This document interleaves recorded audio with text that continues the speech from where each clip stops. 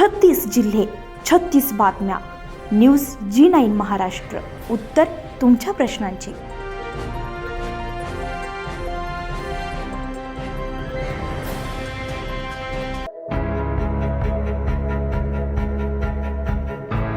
सिल्लोड अजिंठा रोडवरील स्वस्तिक लॉन्स डोंगरगाव फाटा येथे छत्रपती शिवाजी महाराज महसूल समाधान शिबिर अंतर्गत सार्वजनिक आरोग्य विभागाच्या वतीने भव्य आरोग्य तपासणी शिबिराचं आयोजन करण्यात आलं. या शिबिरामध्ये सुमारे 2000 नागरिकांनी सहभाग घेऊन मोफत आरोग्य तपासणीचा लाभ घेतलाय.